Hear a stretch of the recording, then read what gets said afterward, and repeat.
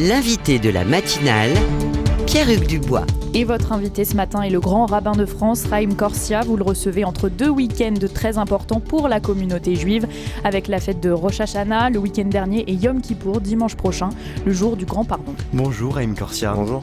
Et merci d'avoir accepté notre invitation. Et bonne année. Merci. Shana Tova en hébreu. Shana Tova, puisque le week-end dernier, c'était Rosh Hashanah, une fête qu'on connaît assez mal. De quoi s'agit-il exactement ? C'est à la fois le début de l'année, donc il y a de la joie, de la fête, de l'espérance, de douceur, de bonheur, ce qui fait qu'on a un repas traditionnel dans lequel on mange des choses sucrées. On prend une pomme, on la trempe dans le miel et on fait une bénédiction pour que l'année soit douce et sucrée. Ce qui m'a toujours intéressé là-dedans d'ailleurs, c'est qu'on ne prend pas quelque chose de très sucré qu'on plonge dans le miel pour rendre encore plus sucré. La réalité, c'est une pomme. Une pomme, c'est amer, parfois fade, parfois âpre, parfois acide.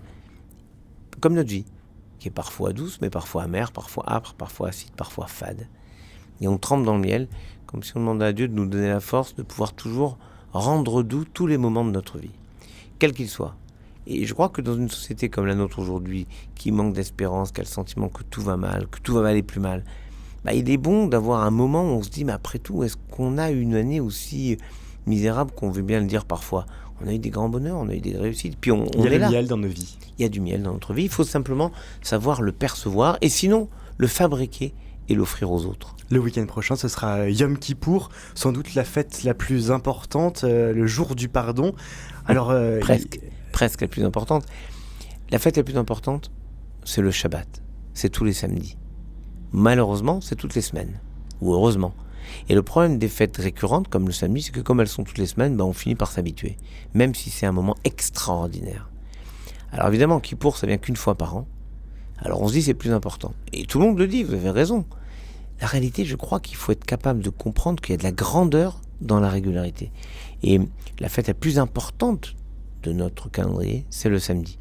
Au fond, la fête la plus importante, le moment le plus important de notre calendrier, c'est tous les matins, quand on se lève et qu'on rend grâce à Dieu d'exister. Mais dimanche prochain, ce sera Yom Kippour. Peut-être rappeler rapidement, d'ailleurs, il y a un certain nombre de traditions pendant cette journée-là.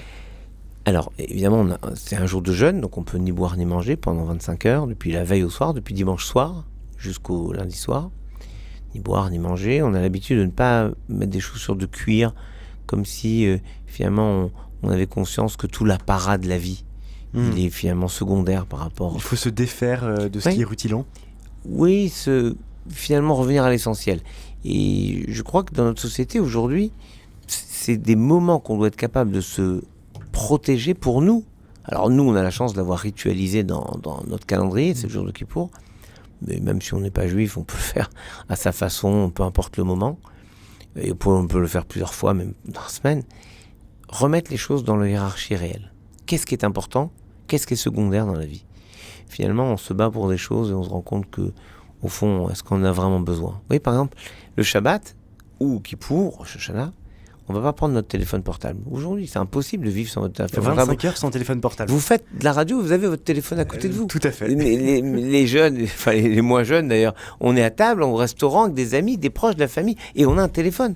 Et nous, voilà, vous en avez deux en plus. Effectivement, parce qu'il fallait que je regarde pour regarder l'heure. Voilà. Mais on a aussi la possibilité de retrouver le contact avec les personnes qui sont autour de nous, avec nous-mêmes, avec Dieu, avec quelque chose qui nous dépasse, sans être absolument obnubilé par cet outil merveilleux, mais qui nous empêche de nous consacrer à ceux qu'on aime et ceux qui sont avec nous. Et puis il y a un mot pour qui c'est le mot pardon. Justement, pardon. J'allais revenir sur le mot pardon. Oui, mais alors justement... Et avec une fille formidable, extraordinaire, qui s'appelle Marie Balmary, on avait pensé que, oui, le Shabbat, c'est un peu compliqué de dire aux gens ne travaillez pas un jour, le dimanche dans la société. Oui, même si c'est chômé, la réalité, il y a beaucoup de gens qui travaillent. Oui. Si vous dites c'est chômé pour moi, mais vous n'avez pas une boulangerie pour acheter votre pain, vous faites la tête. Si vous n'avez pas de personne dans le cinéma pour aller voir un film, vous faites la tête. Donc vous voyez, c'est chômé pour vous, moi, mais il y a d'autres qui travaillent. Bon, donc... La réalité, on ne peut pas ne pas travailler tous un jour. En revanche, on pourrait avoir une sorte de petite diète numérique le dimanche, juste pour retrouver la capacité de ce repas dominical qui permet de parler à sa famille, ses proches, ses enfants, ses parents, les anciens, les amis.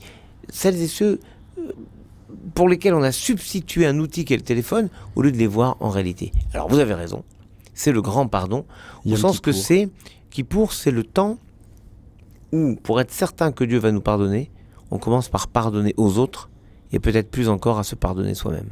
Ce sera donc à partir de dimanche soir, la journée de lundi. Pour la communauté juive, c'est donc une date très importante. La communauté juive qui est attaquée il y a un mois à Levallois-Perret, dans la banlieue parisienne. Une sandwicherie cachère a été taguée avec des inscriptions antisémites. Est-ce qu'on assiste en France à un retour de l'antisémitisme ? Il y a une sorte de libération de la parole. Regardez, sans parler de la France, regardez la violence dans le monde. On a le président Poutine qui dit des choses incroyables contre les Juifs. On a le président des Comores qui dit des choses d'un antisémitisme virulent. On se demande comment c'est possible aujourd'hui.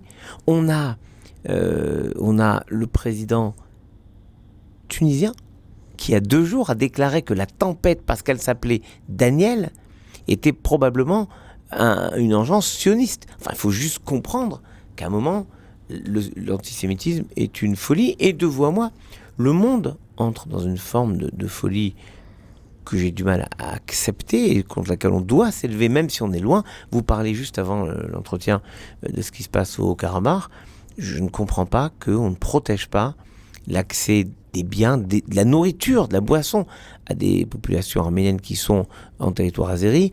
C'est la règle humanitaire dans le monde. Je ne comprends pas ces attaques. On devrait mettre en place le groupe de Minsk, qui était un groupe international avec les Russes, les Français, plusieurs pays, pour permettre le dialogue entre les Arméniens et les Azéris, pour apaiser un point de tension. Il y a assez de points de tension dans le monde pour en ajouter d'autres. Et il y a clairement des agresseurs et des agressés, et il faut dire stop à ces comportements qui finalement instillent la violence dans le monde, et la violence dans le monde amène la violence dans les rapports humains et la violence de la parole et Internet, et justement, sous prétexte les réseaux sociaux.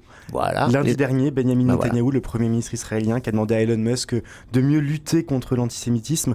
Les réseaux sociaux, là aussi, c'est une menace ? C'est une menace pour toute la démocratie. Parce que vous avez le fake news, vous avez le complotisme, et vous avez la haine qui se déverse. Et n'oublions pas que c'est sur Internet qu'est monté l'assassin de Samuel Paty. Il a fait grimper sa haine, il s'est nourri de la haine des autres sur Internet, et il a agi dans le monde réel. Donc Internet n'est pas confiné dans un monde virtuel. Internet maintenant pollue le monde réel, devient le monde réel. On a vu d'ailleurs comment des jeunes sont harcelés sur Internet, et comment ça peut les amener à des solutions radicales comme le suicide. Et on doit lutter tous ensemble pour éradiquer cette haine des rapports humains, que ce soit sur Internet ou que ce soit dans la vie de tous les jours. Essayez de vous garer quelque part, ou juste de vous arrêter, d'aller voir comment vous allez vous faire insulter dans votre voiture. Donc il y a un moment où il faut qu'on retrouve la capacité à se parler sans violence. En fait, il faut essayer de bannir la violence des sociétés, et c'est un combat de chacun, de chacune. Votre appel à la paix ce matin, nous sommes avec Haïm Korsia, grand rabbin de France. Je voudrais évoquer avec vous aussi la loi sur la fin de vie qui arrive. Le gouvernement doit annoncer dans les prochains jours sa proposition de loi. Lors des consultations, vous aviez pointé du doigt, je cite, une rupture anthropologique frisant l'eugénisme. Il y aurait un eugénisme du grand âge ?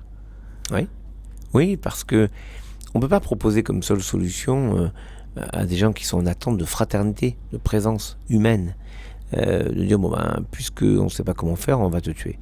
Et si on va pas dire on va te tuer, on va te permettre de t'aider à te tuer toi-même. En fait, on va le faire, et on va donner bonne conscience à l'ensemble de la société. C'est un drame. Il faut se poser des cas de conscience, pas se donner bonne conscience. Et c'est une phrase d'Henri Guénaud que j'avais adorée, parce que la réalité... Quelle différence ?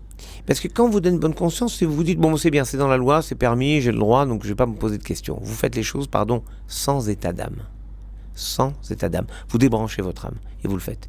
Si vous débranchez votre âme, il n'y a plus d'éthique, il n'y a plus d'humanité, il n'y a plus de fraternité, il n'y a plus de respect, d'amour de l'autre. Or, dans une société, il ne s'agit pas de dire, il souffre, je le tue. Il souffre, comment je peux être présent à lui ? D'autant qu'on a des lois qui permettent de régler toutes les questions de souffrance. On n'a jamais dit qu'il faut souffrir. On n'a jamais dit, aucune religion n'a valorisé la souffrance. On fait ce qu'il faut pour apaiser la souffrance. Si, de manière collatérale, ça amène à la mort, peut-être, mais on n'a pas voulu donner la mort. Là, on parle d'un système qui enjoindrait aux soignants de donner la mort. Mais 800 000 soignants en France, par leurs représentants, ont exprimé leur volonté de ne jamais faire ce geste. Non, Il faut entendre dans quoi les mots nous emmènent. Non, tuer quelqu'un n'est pas un soin. Donc la question c'est si les soignants ne veulent pas le faire, les personnes ne peuvent pas le faire, la famille ne veut pas le faire, qui va le faire? Donc en fait, on est en train de se dire, on a un problème, on tue la personne et il n'y a plus de problème. C'est indigne, on ne peut pas penser comme ça. Et pour vous, faut-il une évolution de la loi? Parce que ce que disent Honnêtement, aussi... la loi Claes-Leonetti est parfaite. Elle est parfaite parce qu'elle prévoit tout. Elle prévoit une seule chose, ne pas accepter la souffrance. Une fois que vous avez ça, vous ne pouvez pas souffrir. Alors vous allez me dire, oui mais regardez le raisonnement de certains, je suis pas sourd, j'entends les questions et j'ai assez accompagné de personnes en fin de vie pour voir quelqu'un au début d'un diagnostic, par exemple de Guillain-Barré, c'est-à-dire d'un sclérose latérale amyotropique, quelque chose où ses muscles vont s'affaiblir, il va plus pouvoir d'abord manger, puis respirer, ça va être compliqué, on va faire des gestes, bref. Au début, il veut dire, moi je veux pas vivre ça, donc je veux mourir. Mais tu peux encore, il y a encore de la vie. En fait, c'est pas tant cette souffrance qui manque, c'est qu'ils ont l'impression de déranger la société. On appelle ça le suicide altruiste chez Durkheim. Le suicide de ceux qui disent je suis un poids pour la société. Moi, je veux dire à toutes les personnes en état de faiblesse, de solitude, d'isolement, non, vous n'êtes pas un poids pour la société. C'est l'honneur de la société que de vous accompagner. Parce que si on est une société où on accompagne, on valorise que les forts, les grands, les beaux, les gentils, ça marche pas. C'est une société où on sera toujours l'exclu de quelqu'un. Et c'est pas acceptable. Et tout dernier sujet, demain, le pape François arrive en France pour les rencontres méditerranéennes. J'aurais aimé, qu'il arrive en France. J'ai une tendresse absolue pour ce pape, vraiment. J'ai eu l'honneur de le rencontrer à plusieurs reprises, on a fait des débats à Santé du Dieu ensemble. Il est merveilleux. J'aurais tellement aimé qu'il dise oui, je viens en France. Parce que quand il était à Strasbourg, il avait dit je vais en Europe. À Marseille, il dit je viens sur la Méditerranée. Moi, je remercie le cardinal Aveline de l'avoir invité. Monseigneur Aveline était un homme merveilleux, qui est l'archevêque de Marseille. Ouais. Et je sais que même s'il y a des circonvolutions autour du fait que c'est pour des questions de la Méditerranée, et le pape a raison de poser la question. Il a raison de poser la question des migrants. C'est une question qui doit nous mobiliser tous, et pas qu'en Europe. Dans l'humanité, on a des migrations sud-sud, parce que nous, ce qui nous inquiète, c'est les migrations du sud vers nous, vers le nord. Il y a aussi les migrations mais il y a les migrations sud-sud, les migrations de la faim, de la soif, de la famine. On doit réfléchir à ça. Le pape a raison, mais on est heureux de le recevoir en France. Et votre appel est entendu. Merci beaucoup, Haïm Corsia, ce matin pour cet entretien passionnant. Je rappelle que vous êtes le grand rabbin de France.